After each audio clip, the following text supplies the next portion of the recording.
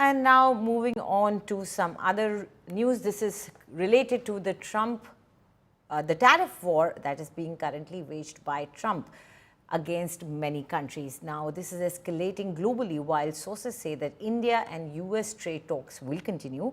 Former Pentagon official and analysts continue to expose Trump's double standard.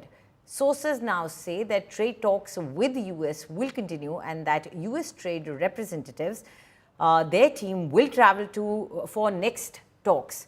In the latest, former Pentagon official Michael Rubin has exposed Trump's double standards on India-US trade conundrum. Rubin said that US purchased uranium from Russia but wanted India to stop buying oil from Russia.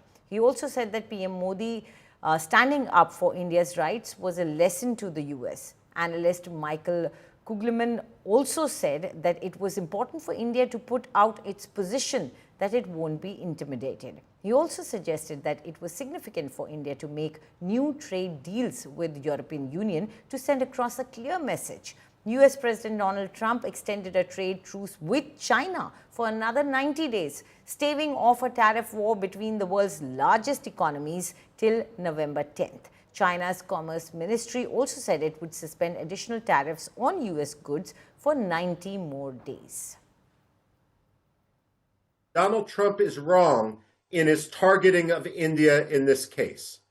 First of all, the United States purchases uranium hexafluoride from Russia and other strategic minerals from Russia. The United States often talks about Azerbaijan and Azerbaijani gas as optimal because it bypasses both Iran and Russia. But if you actually look at Azerbaijan, much of the gas that goes through their pipelines is Russian or Iranian, and the Americans are purchasing it.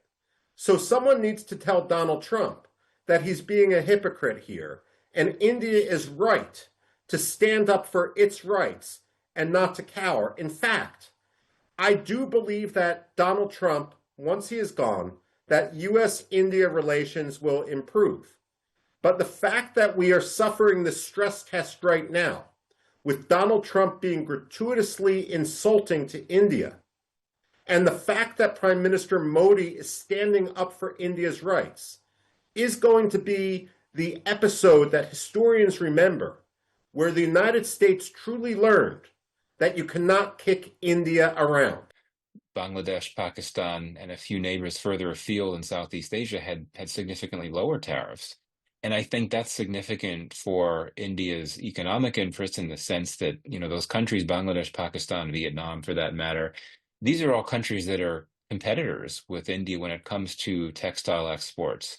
And so this suggests that India could be disadvantaged if it doesn't adjust. I mean, I'm sure that India has already thought through workarounds. And, for example, I think it will be important for New Delhi to step up efforts to conclude new trade deals with other key export destinations such as the EU, and we know that there's been talks between India and the EU for quite some months. They're hoping to get a deal by the end of the year, and if so, or if things move closer to a deal in the next few months, that would suggest that India would be able to capture some market access elsewhere.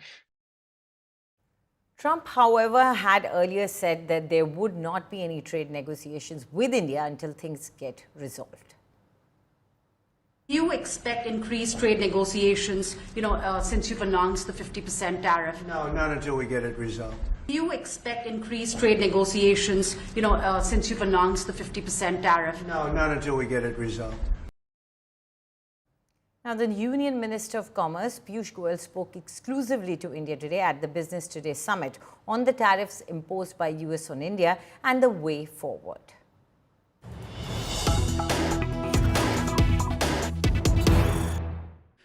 How do you think we as a nation will deal with this challenge of deglobalization and how the trade order is being completely dismantled?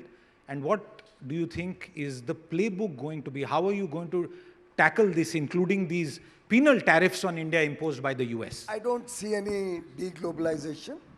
I see countries restructuring their trade routes and their trade partners, And I'm quite confident this year India will do more exports than we did last year. And you already have mitigated, all factors put in place. BRICS becomes stronger? Well, I think these are questions you should ask the Honorable Foreign Minister. But I can only talk about trade and commerce. India's exports in the current year will be more than they were last year.